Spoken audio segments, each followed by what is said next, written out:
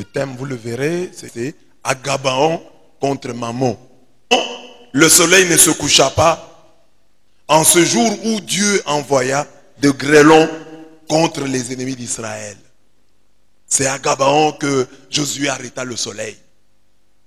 C'est à Gabaon où les ennemis furent frappés par des grêlons, par une pluie de pierres. C'est à Gabaon. À Gabaon, c'est là que Salomon, pour avoir bien prié, pour avoir demandé à Dieu la sagesse, reçut toutes les autres grâces de Dieu, la gloire, la richesse et la longue vie, si jamais il restait fidèle à la volonté de Dieu. Donc à Gabaon, Dieu exauce un homme, Josué, le soleil s'arrête, la lune s'arrête, l'ennemi est écrasé. À Gabaon, Salomon demande la sagesse et Dieu lui donne la richesse, la gloire et la longue vie, mais conditionnée par l'obéissance à la parole de Dieu. Alors j'ai dit, à Gabaon contre Mammon. Mammon, c'est le démon des finances, les démons de l'argent, les démons qui sont attachés à l'argent, les démons qui, lorsqu'on te paye, te dit de ne pas payer la dîme, c'est Mammon. Mammon, c'est les démons qui viennent te parler lorsque tu vois le pauvre qui te tend la main. L'esprit qui te dit ne lui donne pas, c'est un sorcier, c'est Mammon. Le démon chargé de t'appauvrir, les démons qui est chargé de faire de toi un homme cupide, une femme cupide, avare. Ces démons-là s'appellent Mammon, le ministre diabolique des finances. Son travail, c'est celui-là. Empêcher que les gens ne s'enrichissent selon Dieu. Les laisser s'enrichir selon lui, selon le diable. Les rendre cupides. Les empêcher d'être généreux. C'est ça son travail. Mammon. Alors vous avez suivi dans la première lecture, nous sommes toujours dans 2 Corinthiens, après avoir vu 8 hier, où Paul était en train d'admirer, de rendre grâce à Dieu pour les églises de Macédoine. Aujourd'hui, dans la même réflexion, dans la même lignée, dans le même sens, dans la même veine, Paul dit aux Corinthiens, songez-y, qui sème chichement, moissonnera aussi chichement. Qui sème largement, moissonnera aussi largement. 2 Corinthiens 9, 6. Mammon ne veut pas l'abondance en nos vies. Mammon nous pousse à manger la semence. Parce qu'il dit, qui sème? Ayant parlé de la contribution donnée aux pauvres de Jérusalem, Paul dit, qui sème chichement, moissonnera aussi chichement. Donc il considère tout ce que les églises de Macédoine ont donné et tout ce que l'église de Corinthe et les autres églises doivent donner comme contribution, comme étant une semence. Et la semence c'est quoi? C'est comme étant des graines. On lui dit, vous voulez moissonner abondamment, mais s'aimer abondamment. Vous voulez une récolte abondante, mais alors faites une semaille abondante, des semailles abondantes. Si vous ne s'aimez pas abondamment, comment voulez-vous récolter, moissonner abondamment? C'est une contradiction. Alors, si vous voulez que Dieu vous bénisse abondamment, donnez aussi abondamment. 2 Corinthiens 9, 6. Songez-y, qui sème chichement, moissonnera aussi chichement. Qui sème largement, moissonnera aussi largement. Hier, je disais qu'il faut donner au-delà de tes moyens, au-delà des espérances et des attentes du bénéficiaire, du quémandeur, du mendiant. Faisons donc comme Isaac. Sémons malgré la famine qui sévit dans le pays. Écoutez ce que dit Genèse 26, 1, 12, 13. Il y eut une famine dans le pays, en plus de la première famine qui eut lieu du temps d'Abraham. Et Isaac s'est rendu à Guérar chez Abimelech, roi des Philistins. Donc, c'est dans un contexte de famine. Malgré la famine qu'il a fui, on dit, il fit des semailles dans ce pays, et cette année-là, il moissonna le centuple. Yahweh le bénit, et l'homme s'enrichit. Il s'enrichit de plus en plus, jusqu'à devenir extrêmement riche. Amen. Amen. Isaac fit des semailles dans ce pays, et cette année-là, il moissonna le centuple. Yahweh le bénit et l'homme s'enrichit. Il s'enrichit de plus en plus jusqu'à devenir extrêmement riche. Maman est très malin. Il a convaincu les chrétiens que vous voulez être bénis financièrement. Priez beaucoup. Non, c'est pas ça. S'aimer beaucoup. S'aimer d'abord. Oui, la prière est aussi une semence, je vais le dire. Mais ici, hein, c'est donner et vous sera donné. Apprenez à être généreux. Nous venons de fêter le sacré cœur de Jésus.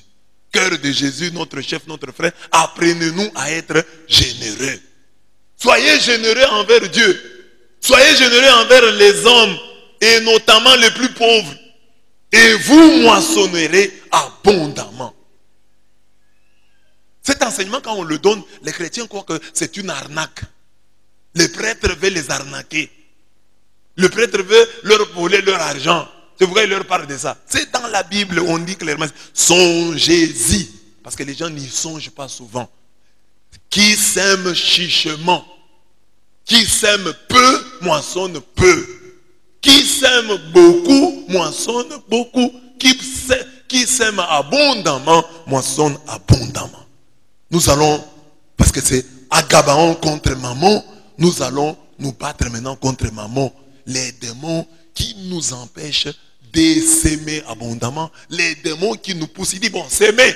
Je voulais s'aimer, mais s'aimer chichement. Ah, tu n'as pas d'argent. Oh, j'ai faim.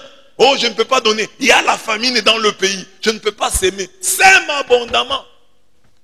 Et c'est ça, hein, la tentation. Quand tu as faim, la tentation, c'est de manger les graines.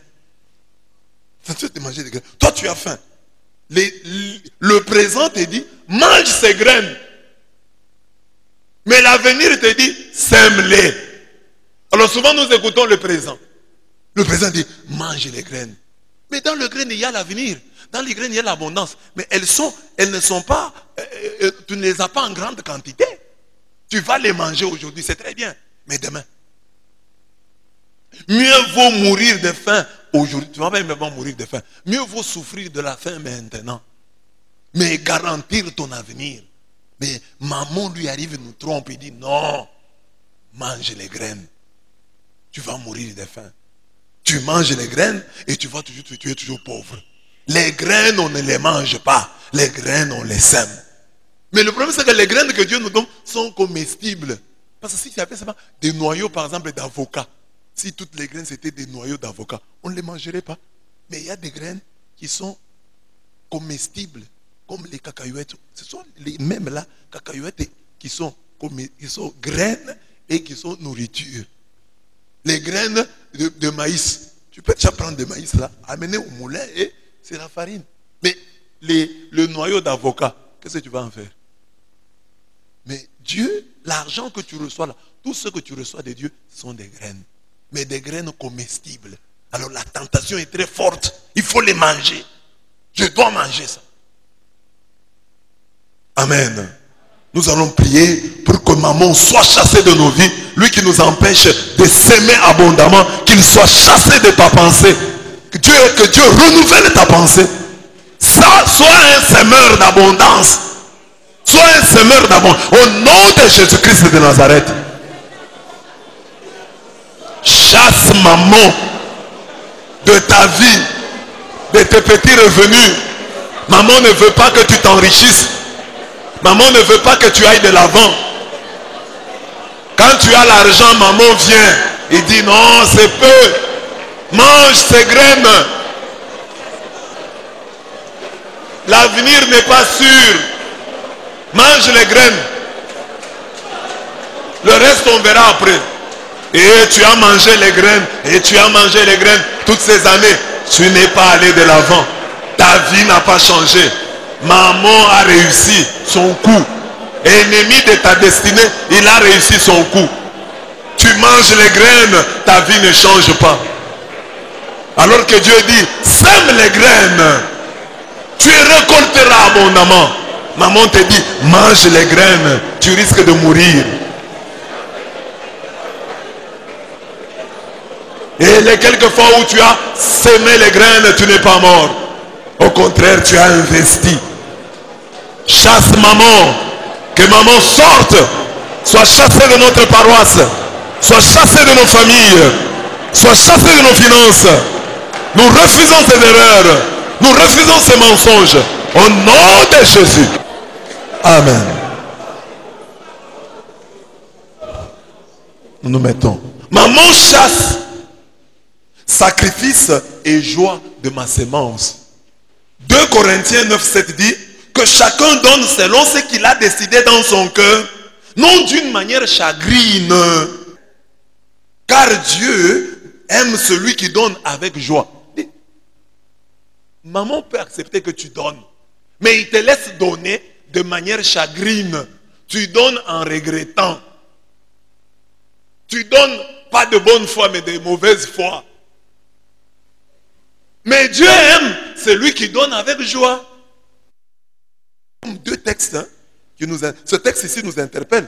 2 Corinthiens 9, 7. Donc Dieu aime celui qui donne avec joie. Mais Psaume 126, 5 à 6 dit, ceux qui sèment dans les larmes moissonnent en chantant. Il s'en va en pleurant, il porte la sémence. Il s'en vient en chantant, il rapporte ses gerbes. Finalement, maintenant, à partir de ça, on sème dans la joie ou on sème en pleurant. Parce que 2 Corinthiens 9, 7 dit que chacun donne selon ce qu'il a décidé dans son cœur, non d'une manière chagrine, car Dieu ou contrainte, hein? Non d'une manière chagrine ou contrainte, que chacun donne selon ce qu'il a décidé dans son cœur, non d'une manière chagrine ou contrainte, car Dieu aime celui qui donne avec joie. Maintenant il dit, qui sème dans les larmes moissonne en chantant. Ça veut dire quoi? Ça veut dire que dans chaque don, il y a toujours sacrifice et joie.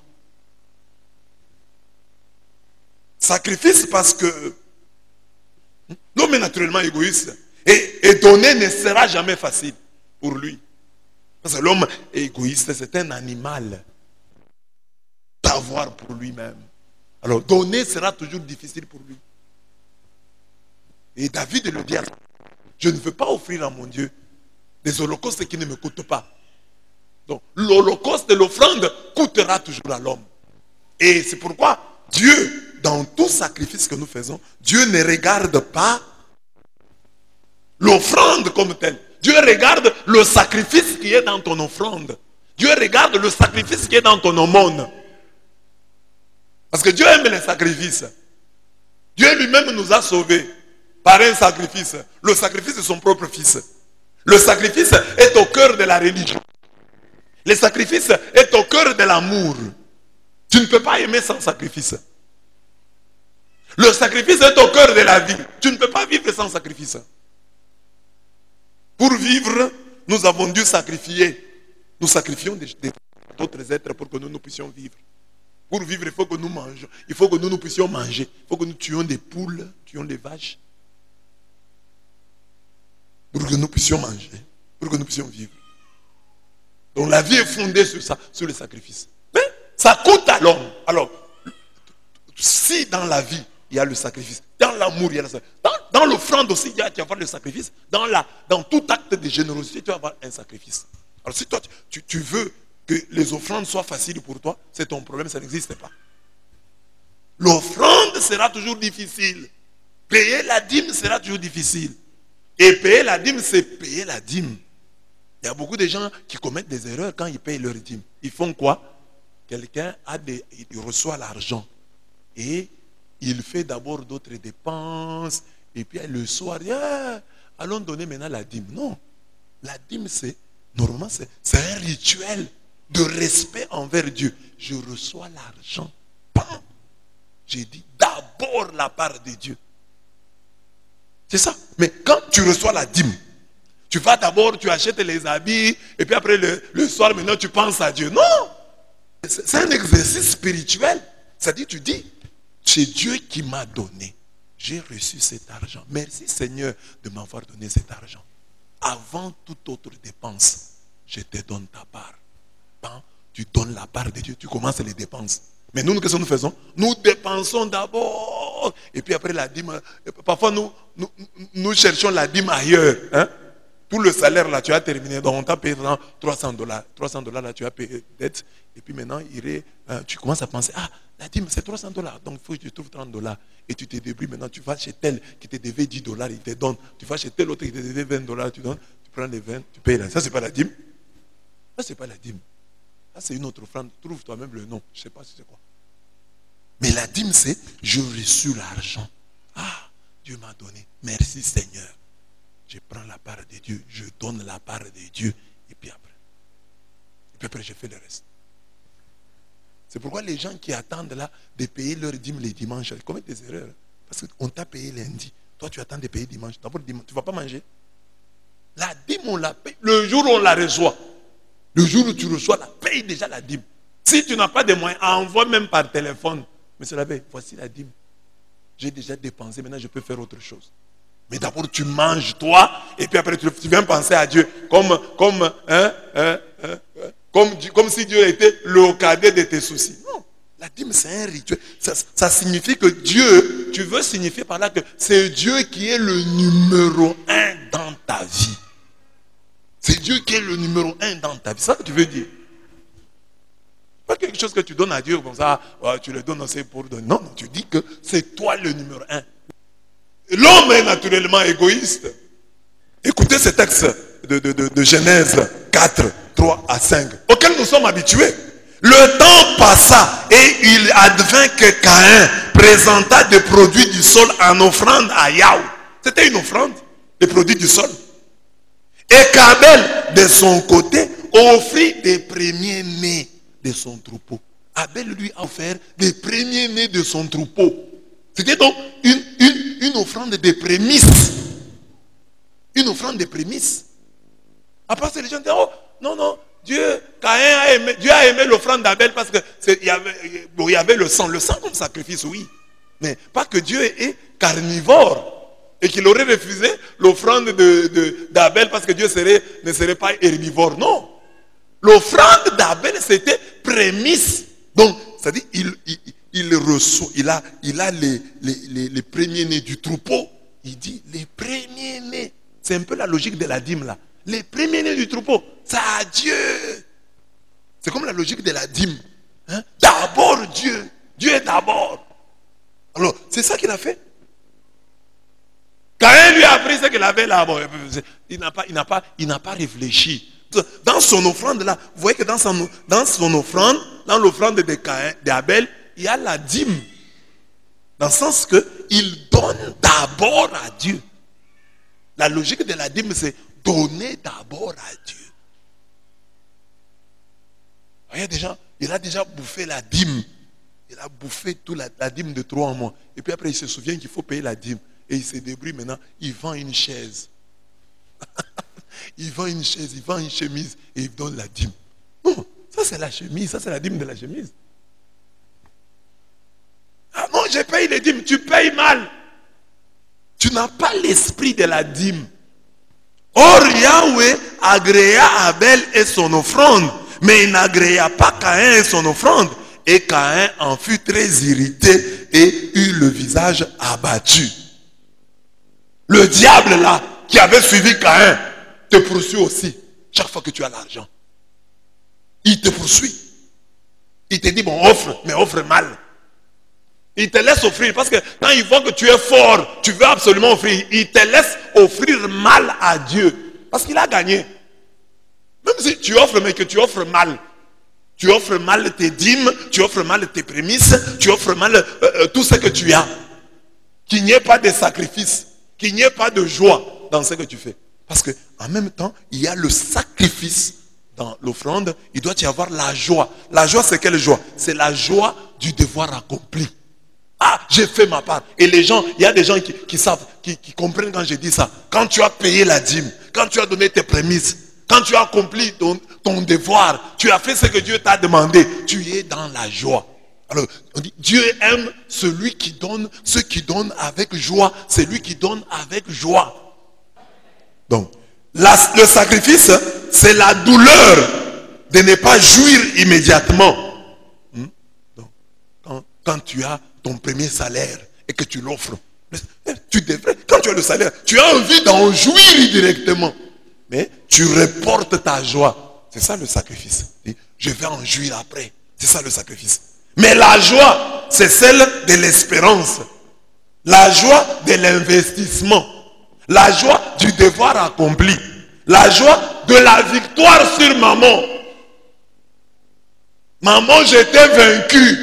J'ai payé ma dîme. Maman, j'étais vaincu. J'ai payé mes prémices. Maman, j'étais vaincu. J'ai donné mon offrande. Maman, j'étais vaincu. J'ai payé j'ai donné mes libéralités. J'étais vaincu. Il y a une joie là. Si tu aimes les gens qui offrent en se disant, maman, j'étais vaincu. Maman, j'étais eu. Tu voulais me dire de ne pas donner. J'ai donné. Tu as chaud. Maman, tu as eu chaud. Dieu veut des gens qui offrent comme ça, avec dans cette logique-là. Pour que maman ait chaud. Mets-toi debout, on va prier. Pour que maman ait chaud. Payez bien. Donnez bien nos offrandes. Pas seulement donner. Donnez bien. Caïn avait donné. Mais il avait mal donné. Dieu n'a pas agréé son offrande. Caïn a donné, non? Mais Dieu n'a pas agréé son offrande. Pas que parce que c'était des produits des champs, non. Parce que ce n'était pas des prémices. Il n'avait pas d'abord donné à Dieu. Il n'avait pas dans son cœur donné priorité à Dieu. Il avait secondarisé Dieu. Dieu était mis en arrière-plan. Voilà pourquoi son offrande n'a pas été agréée. Voilà pourquoi lui-même n'a pas été agréé. Dieu doit être premier. C'est ça bien offrir. Faire de Dieu le premier bénéficiaire de nos sacrifices. Offrir avec l'idée de faire mal à maman. Avec l'idée d'énerver maman. C'est comme ça qu'on doit offrir. Avec la joie de l'espérance. Avec la joie de l'investissement. Avec l'espérance de l'investisseur. La joie du devoir accompli. Même si il nous coûte comme humains de pouvoir sacrifier le présent pour préparer l'avenir. Amen. Maman se réjouit de mes faiblesses. Maman se réjouit de ma cupidité. Puisse mes largesses l'énerver. Il faut énerver maman. Je l'ai déjà dit ici en d'autres termes. Il faut l'énerver. Avec mes largesses. Avec ma générosité. Énerver Satan. Satan te fait tomber. Mais toi aussi dis, l'offrande c'est mon lieu de victoire sur maman. Je vais l'énerver avec mes offrandes. Puisque lui se réjouit de mes faiblesses. Moi aussi, je vais l'énerver avec mes largesses. Je vais l'énerver avec... il se réjouit de ma cupidité. Je vais l'énerver avec ma générosité. Dieu d'ailleurs est assez puissant pour vous combler de toutes sortes de libéralités, afin que possédant toujours et en toutes choses tout ce qu'il vous faut, il vous reste du superflu pour toute bonne œuvre. Voilà ce que Dieu veut. Dieu veut que vous soyez bénis au point d'avoir le superflu. Que vous ayez de l'argent de trop. Que vous ayez des habits de trop. Un véhicule de trop. Une maison de trop. Que vous ayez les superflus pour toute bonne œuvre. Selon qu'il est écrit, il a fait de largesse. Il a donné aux pauvres. Sa justice demeure à jamais. 2 Corinthiens 9, 8 à 9. Dieu fait de largesse aux pauvres. Alors toi aussi, tu dois faire de largesse à Dieu et aux pauvres. De largesse. Pas donner chichement. Pas s'aimer chichement. S'aimer abondamment. Chaque fois que tu en as l'occasion. Le secret de la richesse loge ici. Dieu fait des largesses à ceux qui en font à son endroit et à l'endroit des pauvres. Un présent, dit Proverbe 17:8, un présent est un talisman pour qui en dispose. De quelque côté qu'il se tourne, il réussit. Le présent, c'est-à-dire ce que tu donnes à ton frère, à ta soeur, à Dieu, aux pauvres, c'est un talisman. Les fétiches pour devenir riche, le talisman il est là. Un présent est un talisman pour qui en dispose. De quelque côté qu'il se tourne, il réussit. Si dans ta vie tu disposes des présents, tu disposes des cadeaux, tu as des cadeaux que tu as réservés. Ça c'est le sac de farine des pauvres. Ça c'est le sac de braise des pauvres. Ça c'est le bidon d'huile des pauvres. Si un pauvre vient ici, on va lui donner de l'huile, on va lui donner ceci. Ça c'est le cadeau de tel. Tu as cette habitude là. Tu es comme quelqu'un qui a un talisman. On dit de quelque côté que tu te tournes, tu vas réussir. Tu vends de l'eau, tu vas réussir. Tu vends de la braise, tu vas réussir. Tu fais la couture, tu vas réussir. Parce que pour toi, les présents, les cadeaux sont devenus des talismans. Proverbe 17:8. Celui qui arrose sera arrosé. Je ne cesse de vous prêcher ça. Marque Dieu comme ça. Et c'est ça qui fait que même nos prières sont faibles. Voyez, je vais le dire à la fin. Donc, nos prières sont faibles, pourquoi? Parce que dans ces troncs communs que nous partageons avec les musulmans, les juifs, nous ne sommes pas forts. Parce qu'à l'université, des gens qui avaient des cours cycliques, vous pouvez commencer, vous tous, la même année, 3e, 2e graduat, 1er graduat, vous commencez le même tour. Introduction à la recherche scientifique, vous étudiez tous. Introduction, vous étudiez tout le monde étudie les mêmes cours. Ce sont des cours dans lesquels, c'est dans ces cours-là que les gens font beaucoup de points. Ce n'est pas encore votre domaine. Là, on vous apprend à citer un livre. Oh, comment citer un livre? Comment faire des recherches scientifiques? Qu'est-ce qu'un article? Qu'est-ce qu'un livre? Ça, ce sont des choses simples. On étudie ça en premier graduat. Mais si on met ça dans le tronc commun, c'est-à-dire toi qui es du niveau du 3e graduat, tu dois avoir beaucoup de points. Alors c'est ça. Dieu nous dit, vous êtes des chrétiens, vous êtes en Jésus-Christ, dans l'alliance fondée sur des meilleures promesses, mais vous partagez ce tronc commun avec les musulmans et avec les juifs. Mais dans le tronc commun, là, nous échouons. Tu as du mal. Donner t'écoute les yeux de la tête. Alors, comment est-ce que tu vas être fort? Ta voix ne va pas porter. Quand tu seras même devant les démons, tu dis, démon, quitte. Démon va avoir l'impression que tu es comme Marie-Rose. Vous voyez Marie-Rose, quand il parle, c'est sa maman qui comprend. C'est comme ça que les chrétiens nous sommes. Dans le monde spirituel, lorsque dans ces troncs communs, nous ne sommes pas forts. Nous sommes comme des petits enfants, même devant les démons. Il n'y a que Dieu qui comprend notre langage. Quand nous disons Dieu lui comprend. Mais les démons disent c'est quoi? Les démons ne parlent pas. C'est quoi ça? Je comprends. Il faut Maman Yvette soit là pour comprendre. Et Maman Yvette, ça c'est Dieu. Dieu lui comprend. Quand nous venons vers lui,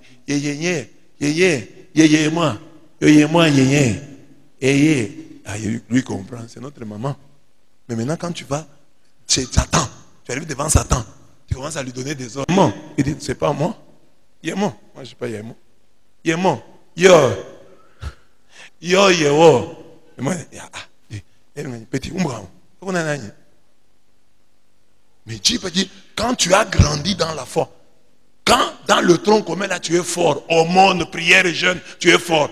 Tu vas arriver devant les démons, tu parles, c'est audible, les démons entendent. Tu articules, il entend que c'est de lui qu'il s'agit et il fouille.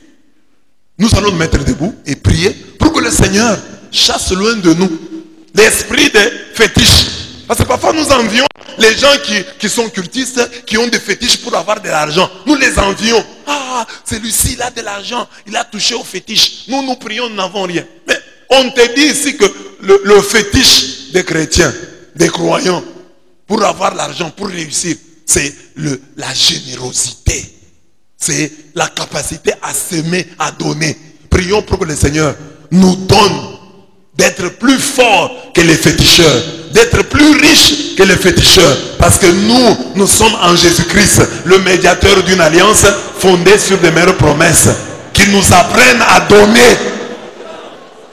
Médiateur d'une alliance fondée sur des meilleures promesses. Jésus, tu es le roi.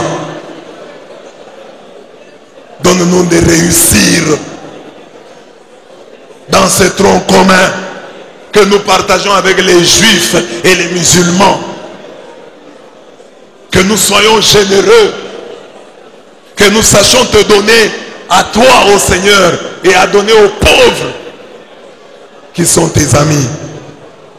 Accorde-nous cette grâce, toi qui es notre Dieu. Que la générosité soit notre talisman.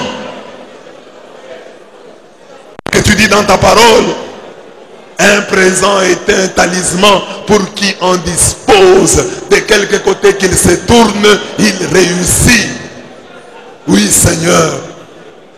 Donne-nous cette générosité qui nous fera réussir partout et en tout. Accorde-nous cette grâce. Ô Dieu de gloire, nous t'en prions.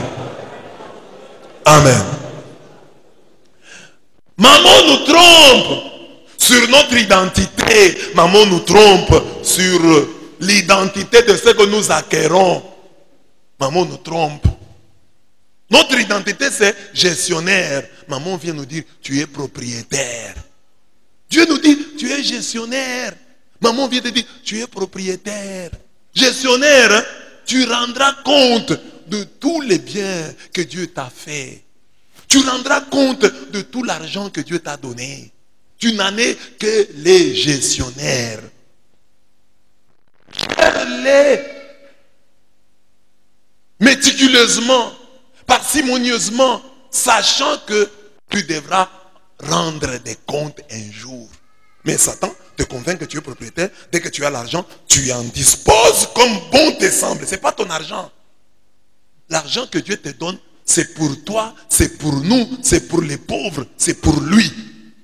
Ce n'est pas ton argent. Tu n'es que les gestionnaires. Tu dois savoir diviser. Quand tu as l'argent, tu dis, dans bonne gestion. Moi, j'ai autant, je dois donner à tel autant. C'est ça. Mais quand tu te comportes devant l'argent que Dieu te donne, comme en étant, comme étant son propriétaire, voilà le problème. Satan, maman, nous trompe sur notre identité. Nous sommes des laboureurs. Lui nous convainc que nous sommes des consommateurs. Ce que nous recevons là, alors que c'est une semence, lui nous convainc que c'est de la nourriture. Mange. Non, c'est une semence. Mange. Il dit, moi je suis laboureur. Il dit, non, tu es consommateur. Consomme. Je suis laboureur, je suis cultivateur. Non, tu es consommateur. Consomme. Et là, nous tombons dans son piège. Quand nous nous comportons en propriétaire, en consommateur, et que nous regardons ce que Dieu nous donne comme étant, le résultat. Alors que c'est la source. Oui, la graine là, c'est la cause. Sème-la. Ainsi tu auras des fruits. Mais Satan te convainc que c'est déjà les résultats. L'argent là, c'est ça les résultats. C'est les résultats de ton travail. Mange les résultats. Réjouis-toi. Nous sommes d'abord des laboureurs. Maman fait de nous d'abord des consommateurs.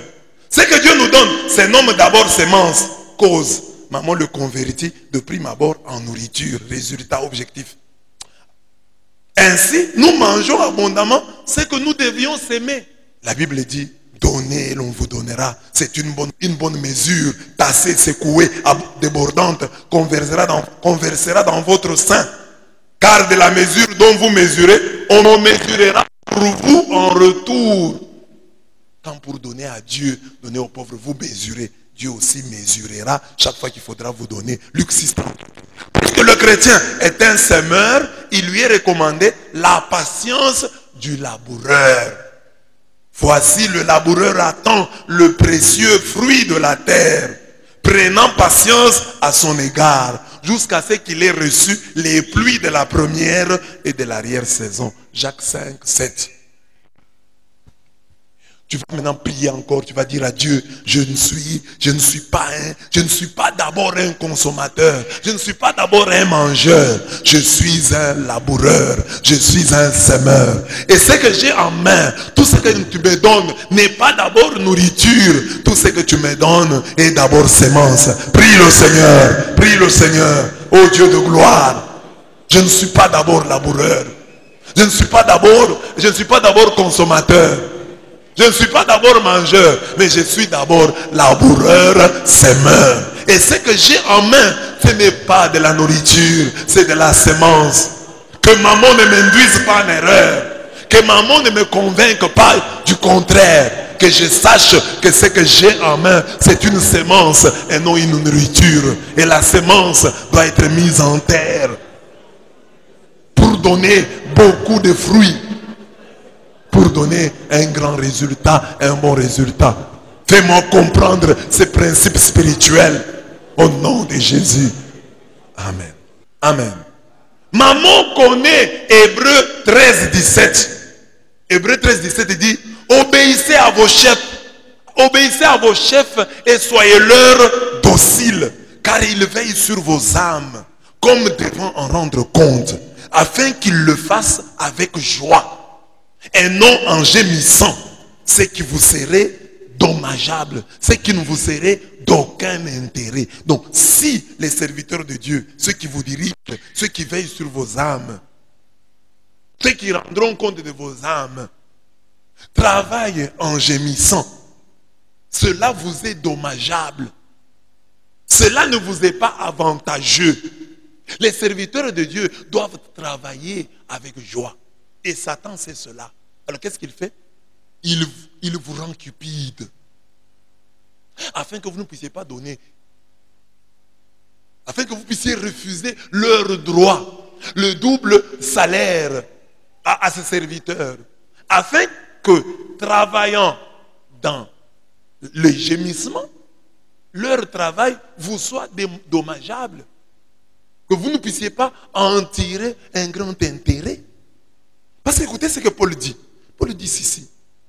Il dit, enrichi de toute manière, vous pourrez pratiquer toutes les générosités, lesquelles, par notre entremise, feront monter vers Dieu l'action des grâces. Donc, le serviteur de Dieu doit être en attitude de joie et d'action de grâce.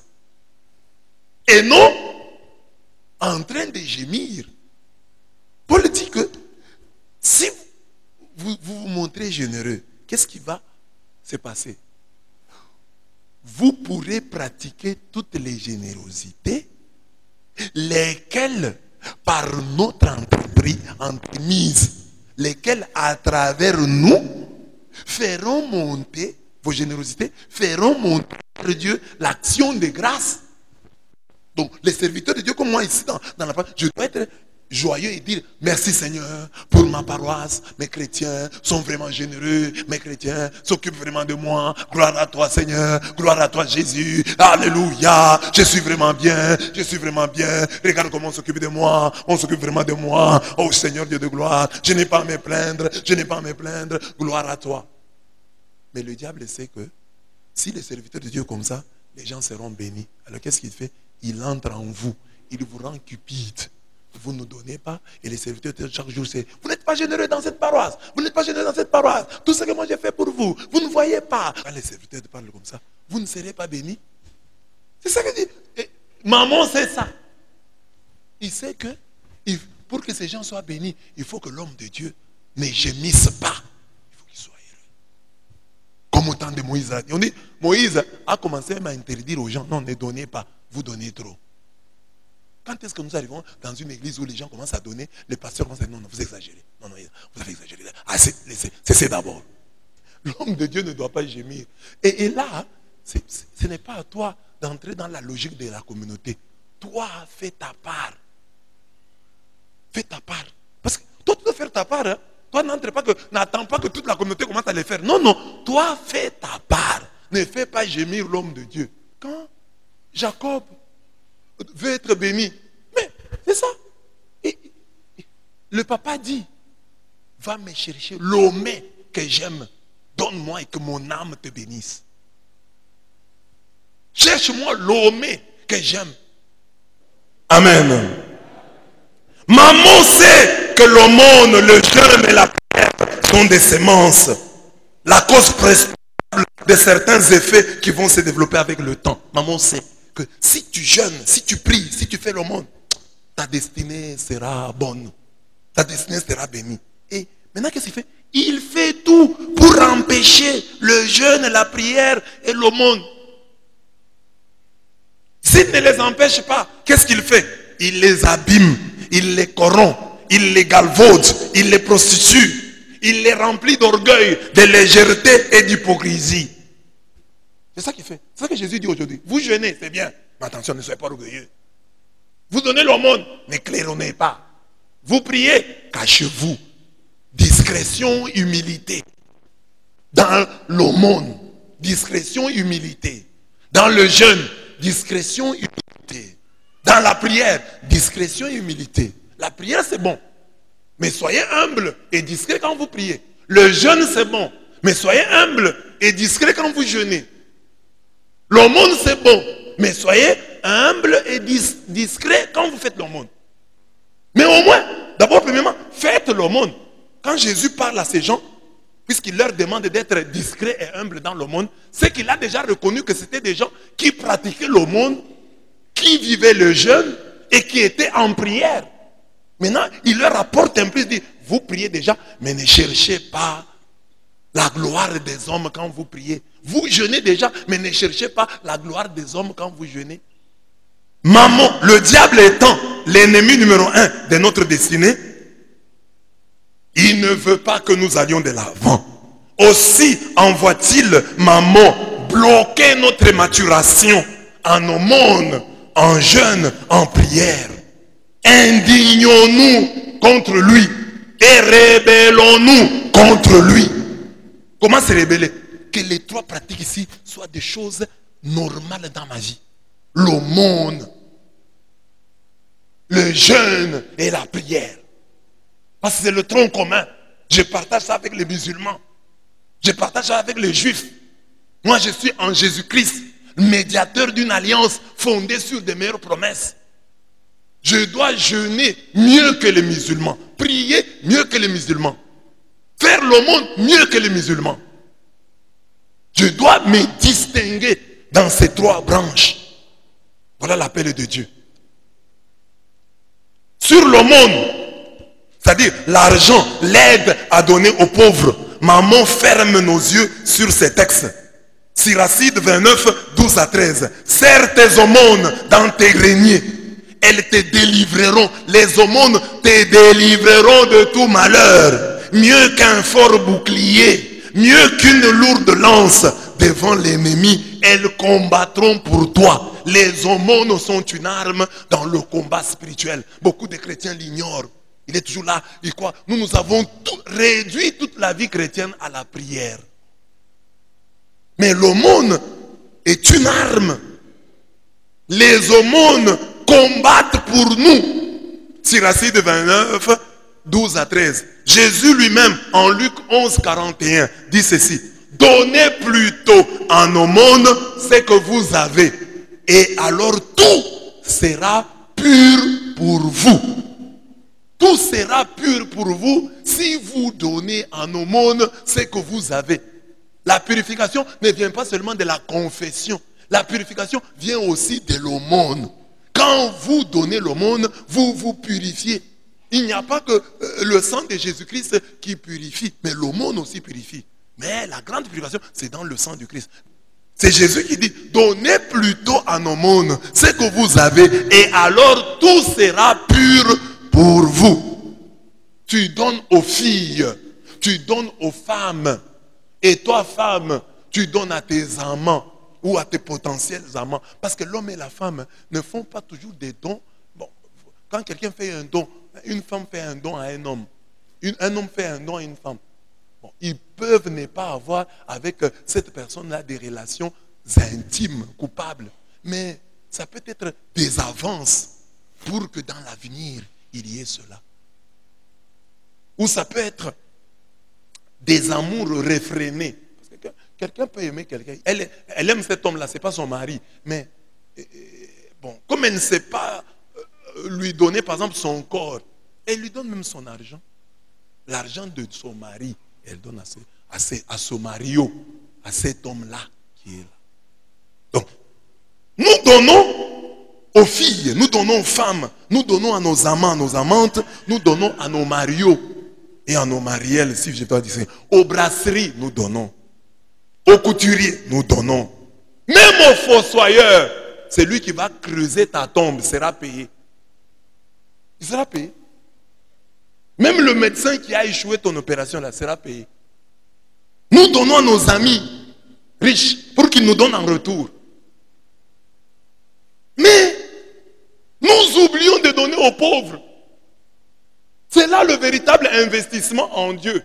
Donnez aux pauvres, vous deviendrez riches. C'est un investissement très rentable. Quand tu donnes aux femmes, tu donnes aux hommes, tu perds. Et nous en avons tous fait l'expérience.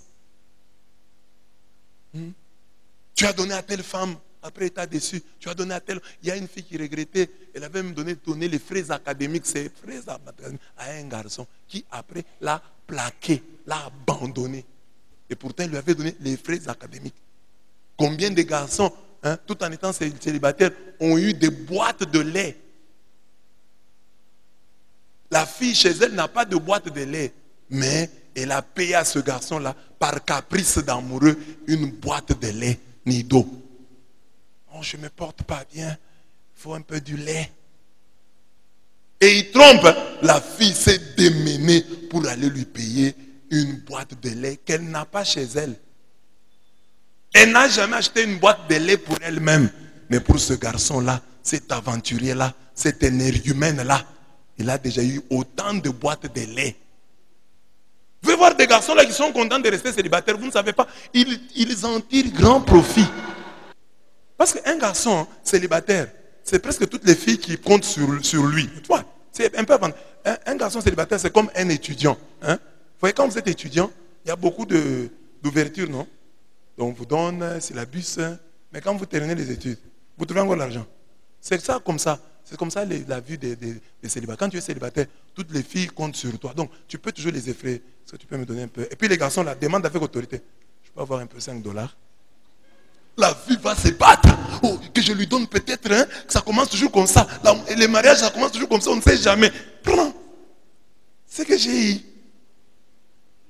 Dès que les garçons, là, les célibataires se plaignent. Oh, j'ai mal au dos. Besoin de lait. 4 filles ont entendu ça. Chacune amène une boîte. Il a 4 boîtes. Et il va se marier. Dans le mariage, il aura 4 boîtes. Ici, dans le célibat, il a 4 boîtes. Toutes les filles. Il est le potentiel mari de toutes les filles. Alors, c'est avantageux pour lui de rester célibataire. Toutes les filles croient qu'il peut, il peut les épouser. Alors, il en profite un peu. Parce que quand un homme marié demande à une fille, par exemple, il se plaint, oh j'ai mal au dos. La fille dit dans son cœur, va voir ta femme. Mais le célibataire, quand il se plaint, devant d'autres célibataires, ah j'ai un peu mal au dos. Le médecin m'a prescrit 3 boîtes de sardines.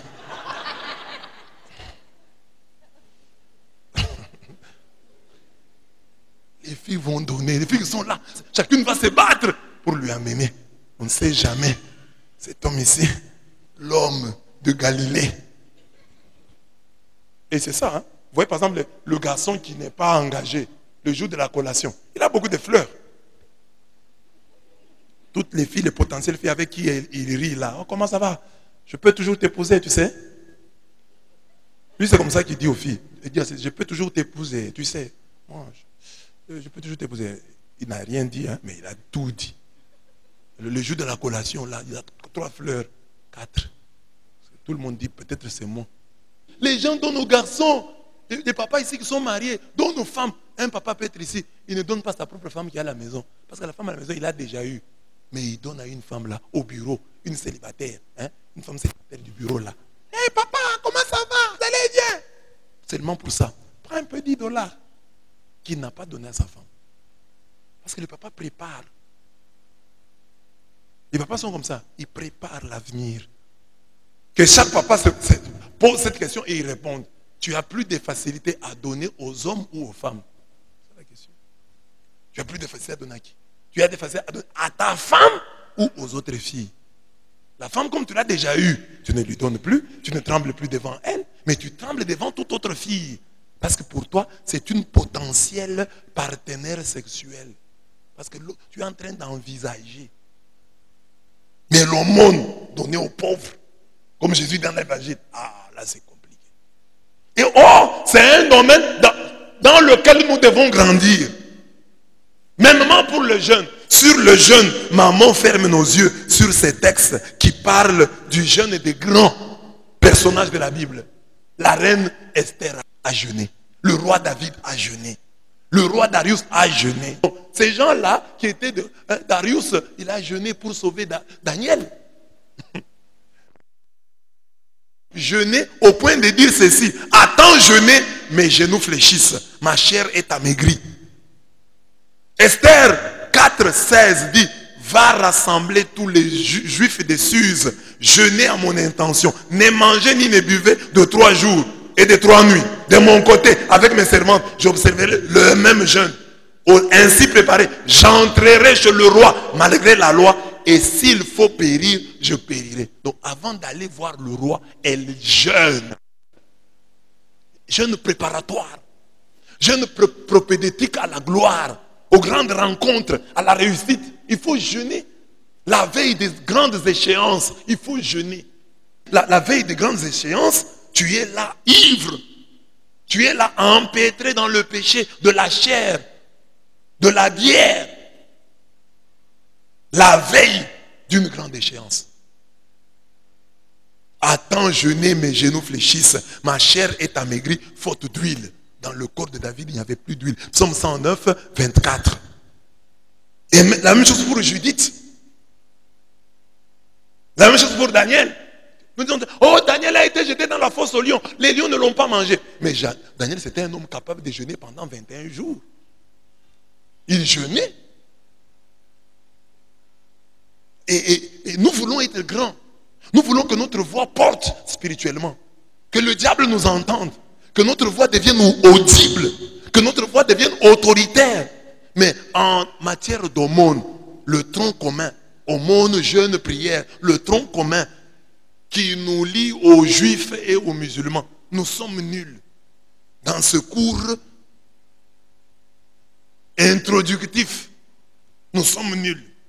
Mais regardez le temps de Noé. Jésus dit, les gens mangeaient, buvaient, se mariaient. Et ils ont été distraits. Luc 17, 26 à 27. Au temps de l'autre, la même chose. On mangeait, on buvait. On achetait, on vendait. On plantait, on bâtissait. Et on a été distraits. Le repas, le fait de toujours manger là, de boire, nous distrait. Il faut de temps en temps se priver de la nourriture. Je ne mange pas, je ne bois pas pour vaquer à la prière. Et aujourd'hui, en diététique, les médecins même montrent que le jeûne est important. Il faut de temps en temps jeûner. C'est important pour notre santé. Surtout dans des sociétés de grande consommation. Hein? Vous avez un petit salaire là, Dieu vous donne, il y a quand même un repas chez vous. Alors vous mangez considérablement. Regardez, il y a des gens là, le corps ici, entre le corps et le ventre, il y a une disproportion terrible. Donc, ils ne sont en bonne santé qu'au niveau du ventre. Donc, un ventre là gonflé. Hein? Mais le reste ici, c'est tout à fait normal. Ils ont les mêmes bras. Hein? Leurs bras là sont toujours tels qu'ils sont là. Lorsqu'ils ont des problèmes, maman, papa t'a fait tel problème, tu es capable de rester 3 jours sans manger. Maman, tu es chez ta belle-fille t'a mal répondu, tu peux faire 4 jours sans manger. Tes enfants, tes enfants peuvent te faire te causer un problème. Là, tu es forte pour ne pas manger. Quand tu es fâché, tu ne manges pas. Tu rentres du travail fatigué, tu ne manges pas. Je suis fatigué, je ne mange pas. Mais quand on décrète à l'église, on ne mange pas aujourd'hui pour prier. Là, tu vas mourir. Tu sens que tu meurs maintenant. Mais quand tu es fâché, le diable t'aide même à jeûner. Tu ne manges pas. On s'est joué de moi. Parce que je mange ici. Vous allez me voir. Si je mange encore, dites que ce n'est pas moi. Il fait 3 jours, il fait une semaine, il ne mange pas. Mais on dit à l'église, faisons seulement une journée. De 6h à 18h sans manger. Vous entendez beaucoup de gens ici. Oh prêtre de Dieu, voici mon péché. J'étais parti là-bas quand on est vendredi là. Je suis rentré à la maison, j'ai mangé. J'ai mangé à 16h. Un seul jour. Ça c'est dans le tronc commun. Les juifs et les musulmans. Tronc commun. Tu es incapable d'observer le vendredi. De dire vendredi, je mange à 18h. Je mange après 18h. Ça, c'est en termes, que je sois Kinshasa, que je sois n'importe, je ne mange pas le vendredi. Tronc commun. Et tu veux être fort. Tu veux que ta voix soit audible. Que le diable t'entende. Que ta voix soit autoritaire dans le monde des ténèbres. Là, tu parles, Satan entend. Hein? Viens, attends. C'est un enfant. Satan lui-même entend déjà de loin. C'est un petit qui me renvoie là. Satan! Pauvreté, quitte ma vie. La pauvreté entend. Tu ne sais pas jeûner. Et tu veux chasser le démon. Non. Jésus même a dit, cette espèce de démon ne se chasse que par la prière et le jeûne. Donc il faut qu'en matière de jeûne, comme chrétien, tu aies déjà fait des pas. Que le diable te connaisse. Que dans le monde spirituel, on te connaisse. Oh, très fort en aumône. Les démons te connaissent. Très fort en aumône, ces messieurs-là. Cette dame, très forte en aumône, très forte en jeûne, ces messieurs-là. Très fort en prière. C'est mon dernier point. Ça, c'est dans le tronc commun. Avant d'entrer dans les branches, les cours difficiles comme amour des ennemis. Ça, c'est cours difficiles. Mais ici, c'est tronc commun. Sur la prière, maman ne nous laisse pas vivre 1 Thessaloniciens 5, 17. Prier sans cesse. Il ne nous laisse même pas prier 3 fois par jour comme Daniel. Daniel priait 3 fois par jour. La Bible dit, priez sans cesse. Mais maman s'arrange. Comme il ne veut pas que nous allions de l'avant, il dit qu'il ne prie pas. Il fait tout pour que tu ne pries pas. Regarde ce matin, tu t'es réveillé en trompe. Tu n'as même pas eu le temps de prier. Tu es venu ici, transpirant. Ta première prière, c'est celle que tu as faite ici. Le soir, il y a des chrétiens ici. Avant de dormir, ils ne prient pas. Ils ne se réveillent jamais la nuit pour prier. Mais maintenant, là, dans ta vie, comment tu veux gagner? Comment le diable va-t-il t'occuper, te prendre au sérieux? Parce qu'il sait que tu es faible dans les histoires où les musulmans sont forts, dans les histoires où les juifs sont forts. Toi, tu es faible. Dans les cours communs, dans les troncs communs, tu es faible. Ah, celui-ci, il est incapable de prier. Il est incapable de se mettre à genoux. La nuit, là, il prie toujours assis sur son lit. Hein? Il est assis sur son lit au nom du Père, du Fils et du Saint-Esprit. Merci, gloire au Père, au Fils et au Saint-Esprit. Et puis il y en a même qui sont forts. Hein, plus forts, hein, il est ici. Il s'était engagé. Il est même incapable, avant de dormir, de faire gloire au Père, au Fils et au Saint-Esprit. Il dort comme ça. Comme un sac de braise. Il est là. Ils sont là. Nombreux. Ils sont ici. Et puis oh, on ne voit pas la main de Dieu. Comment tu veux voir la main de Dieu quand dans le tronc commun, tu es si faible? Le diable devait lui dire non. Cet homme-là, il a des faiblesses de tel côté-là. Mais prière, prière, contact avec Dieu. Il ne blague pas. Jeune, il ne blague pas. Au monde, ce monsieur-là, non. Il est imbattable dans ce domaine-là. Prière, il priera. Même quand il est malade. C'est là que tu dois réussir. Mais tu ne réussis pas en termes de prière. Tu dors, et toi et ta femme, sans prière. Vous vous réveillez sans prière. Et même à la maison, il y a des gens ici, à la maison, là, ils mangent sans prier. Ils mangent sans prier. Comment c'est ma mange? Mais ils sont ici. Et le diable sait ça. Que ces messieurs, s'ils voient le repas, ils oublient Dieu. S'ils voient le repas, ils mangent. Dans ces domaines-là, le diable t'a frappé. Là où il y a les musulmans qui respectent leur prière. Même il est au marché, le musulman va prier. Mais toi, tu es chrétien. En Jésus-Christ, le médiateur d'une alliance fondée sur de mes promesses. Et c'est habituel chez toi. Oh prêtre de Dieu, je n'ai pas bien prié. J'ai régressé dans la prière. Comment ça? Je me réveille, je ne prie pas. Je dors, je ne prie pas. Avant les repas, je ne prie pas. Oh prêtre de Dieu. Ah bon? Ah bon? Au lieu de prier sans cesse, beaucoup de chrétiens dorment sans cesse, causent sans cesse. Ils sont sans cesse dans leur téléphone. Ils sont sans cesse dans leur ordinateur.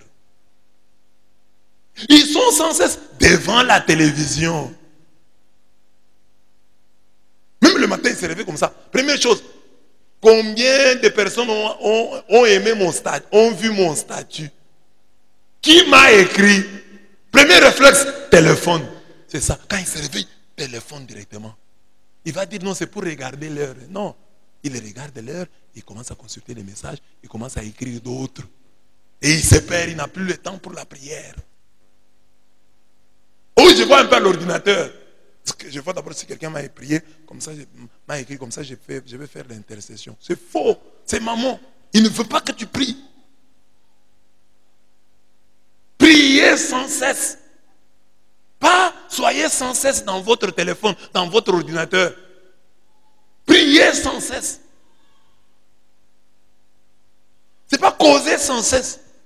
Mais vous voyez, quelqu'un peut causer sans cesse, hein, avec sa femme, avec ses enfants, avec ses amis. Il cause sans cesse. Mais il n'a pas le temps de la prière. Or, la prière, c'est la causerie avec Dieu. S'il faut causer sans cesse, il faut causer sans cesse avec Dieu. Causer sans cesse avec Dieu, c'est prier sans cesse. Savez-vous que depuis le 15 juillet 1990, le pape François n'allume pas la télévision. Depuis bientôt 31 ans, le pape a fait le vœu d'une abstinence cathodique. Donc il ne regarde pas la télé depuis près de 31 ans. Le 15 juillet ici, il aura 31 ans depuis qu'il ne regarde pas la télévision. Pape! On lui a demandé pourquoi, il n'a pas dit. Il a dit c'est un vœu qu'il a fait. 31 ans. Pape. Donc, il était, je ne sais pas, évêque ou cardinal à l'époque. Il a renoncé. Regardez la télévision. Ce n'est pas ce qu'il a vu. Ce n'est pas l'expérience qu'il a faite. Peut-être la télévision était un empêchement pour qu'il prie. Parce que la télévision peut te tromper, non. Mets-toi, et le diable est malin. Il dit, mets-toi d'abord, regarde ce film. Tu te mets là, tu commences à regarder. Tu dors. Tu ne regardes même pas le film. Et tu ne pries pas. Alors peut-être il a vu ça. Il a dit, non, non, non, non. Pour ça, comme la télévision devient un obstacle entre moi et Dieu, je ne regarde plus la télévision. Depuis le 15 juillet 1990. Le pape a fait ça.